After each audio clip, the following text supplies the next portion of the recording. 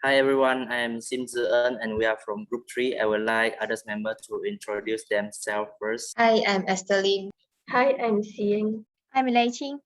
I am Pei Fan. Our title for today is the impact of COVID-19 towards the tourist industry in Malaysia. In this topic, we will try our best to express the fact and explain about how badly the COVID-19 had impact to the tourist industry. We will have Lei Qing to help us with the introduction first, shall we? Yes, the coronavirus infection caused has COVID-19. COVID-19 is a type of respiratory illness which can spread from one person to another person. On January 2020, the World Health Organization, which namely WHO, declared COVID-19 as a global pandemic which requires global attention. Malaysia government implemented a strategy called Movement Control Orders MCO and started to lock down the entire Malaysia on 18 March 2020 in order to break the infection. Before the COVID-19 pandemic, the tourist industry has become one of the important sectors in the world's economies and one of the largest industries in Malaysia, with contributing 5.9% and become an important part of Malaysian economy. However, the COVID-19 pandemic is highly impacts the tourism industry in Malaysia, particularly the airlines and hotel businesses. Malaysia has introduced travel restrictions to avoid the spread of COVID-19 and protect the pupils. Millions of the pupils are under lockdowns and homes. Non-essential businesses or companies were shut down. Employees work at home. Malaysia closed the border to all foreign travelers, and Malaysian citizens is not allowed to leave the country banned on the international flights. The World Travels and the Tourist Councils mentioned COVID-19 pandemic cut 50 billion jobs in the world travels and tourism industry. We feel terrible for the company owners who have struggled to stay afloat, but we cannot help. However, all we can do is hope the COVID-19 pandemic will end soon, hotline will get better to normal, and make the travel possible again for those who have been fully vaccinated. Thank you. I will pass to my next member. I will continue with it. From the perspective of travel restrictions, the airline in Malaysia have been one of the most impacted during the COVID-19 pandemic. The current travel bans and the sharp drop in global demand have put the loss-making carrier at risk of bankruptcy. The three major airlines in Malaysia, which are Asia, Malindo Air, and Malaysia Airlines, have started the salary cut from 10% to 100% and unpaid leave. Also, even layoff.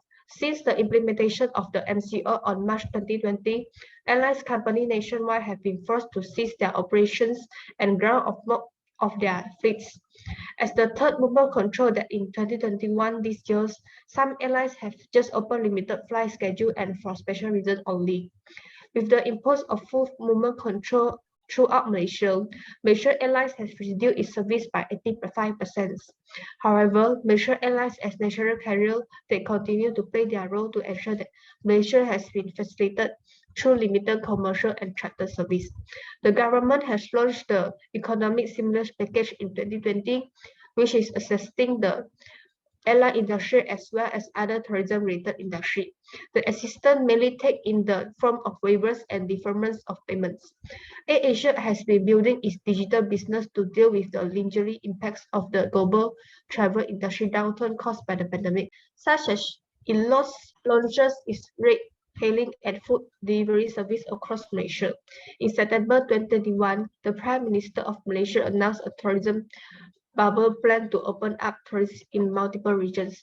Pulau Langkawi was selected as the first pilot project and has been reopened. This may be the starting point of resuming domestic tourism for people who are fully vaccinated. Local airlines are preparing to increase their frequency of their flights and service to Langkawi and commitment to adopt the higher service safety and hygiene standard in air travel in anticipation of the reopening the tourism industry there. That's all from me. The other member will continue it. One of the impact of COVID-19 towards the tourism industry in Malaysia are the hospitality industry. In Malaysia, the hospitality industry has recorded a loss of over 6.53 million for 2020 and an estimated losses of 300 million every 2 weeks of the movement control order. So far, the hotel industry revenue loss in 2021 can easily reach 5 billion ringgit. During the outbreak, everyone began to cancel the previously booked room, resulting in a heavy loss of revenue in the hotel industry. Kuala Lumpur is the one with the most losses from cancellations of hotel reservations in Malaysia. As the situation is continuing worsen, the hospitality industry will need more help from the government. Otherwise, hotel and stakeholders will have no choice but to close. This global pandemic has brought unprecedented challenges to the hotel industry. The stubborn impact of this pandemic on hotel is particularly devastating as tourism is the third largest contributor in Malaysia's GDP. The impact of the virus has been profound and continues to affect the entire economy. Since then, the hotel has been manpower rationalizations in the form of unpaid leave, pay cuts, and even layoff also reduced the labor force by 6 to 10%. Some hotels have cooperated with the government to transform themselves into isolate center, while others have ventured into the catering industry as a stable source of income. In order to accommodate more people flow under uncertain circumstances, hotels should also consider a less stringent cancellation policies and increase the transparency of standard operating procedures to adapt their attitudes towards new travelers. Although it will take a long time to go home and may cause greater losses to the industry than we expected in 2022, players with strong adaptability will rise and better respond to the next crisis. Thank you. That's all of my part. Thank you, Esther. Well, not only the airlines and hospitality sector will be affected, but also the travel agency. Currently, due to the outbreak of COVID-19, most of the travel package and planning stage will be forced to suspend. So it will be worse for travel agency. They might face a heavy debt and liabilities such as their vehicle, salary of employees, assets, and others equipments. They encounter a very worse situations where it might be bankruptcy. Moreover, they will have received quite numbers of the reimbursement for the canceling travel package from the tourists. There's no doubt to cost them harder and harder. On the one hand is face the tourists requested for refunded of cancellations, and the other hand is incurring big losses due to the lockdown conditions of the government policy. In addition, since they cannot work as usual as previously, some of the travel agency been transformed into other occupations rather than stay in this industry and having big losses in revenue. After that, few of the agency company attempted to collaborate with other organizations such as assist organizations like hotel by bringing the guests or passengers to the particular hotel for quarantine purpose or fetch them into the injections of vaccine. Lastly, in order to recovery in the tourist industry, government had come up with a tourist bubble, and this is a great opportunity for the tourist sectors to recover as well. Thank you. I would like Payfun to continue with the conclusions. Before I finish, let me summarize our report. The tourism sector has grown to be one of the most important contributors to our country economy development by offering tourist destination and employment opportunity. However, COVID-19 has various effects on Malaysia tourism sector. The airline business is an excellent example. Travel restriction and flight delay cause the airline lost a lot of money. Then come to the hotels and resort. This reduce our GDP indirectly since government expenditure go beyond payments to employees who lost employment due to the travel restriction. Besides, the pandemic caused massive job and income loss. Social impact increases in crime since they cannot affect their daily life. To summarize, a rapid drop in the airline sector, hotel industry, and jobs significantly impacts to our country tourist industry. Continuous lockdown is not the best solution since the economy cannot continue to fall. Even the COVID-19 cases in our country are still increasing. To help our country economy, our government provide incentives and support like free hunting small medium enterprise to participants in the tourist and cultural industry. To encourage domestic tourism, the government provide personal tax relief. So with the help of the government, tourism-related business have begun operating under the new normal. In our opinion, the government and the people must work together to recover our country tourism sector. For example, visitors must maintain a social distance to avoid coronavirus transmission at the tourist attraction even after being completely vaccinated. Also, Malaysian media and celebrity may also utilize their media power to encourage people to stay at home and promote SOP by the government. Finally, we believe Malaysia can overcome the pandemic situation if the public has a good cooperation. When the cases of COVID-19 in Malaysia decrease, our tourism sector is anticipated to open and welcome more foreign visitors completely. That's all from me. Thank you. Sorry, I have heard about travel agencies have to bear heavy debt and liabilities such as asset and other equipment. Can give any example of it? Why do say that? Well, let's say certain businesses wanted to guarantee and preserve the freshness of their cars. They needed to replace the vehicle every 2 years and begin with a new loan.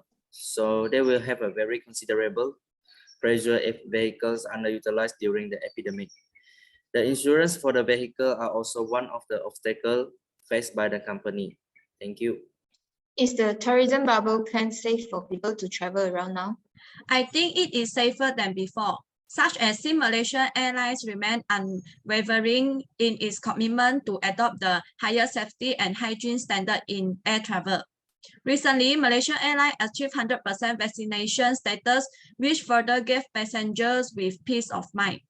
They also have strengthened its safety and health protocols at multiple touchpoints, which at the airport and also on board, to ensure that the safety of customers and employees is protected at every step of the way.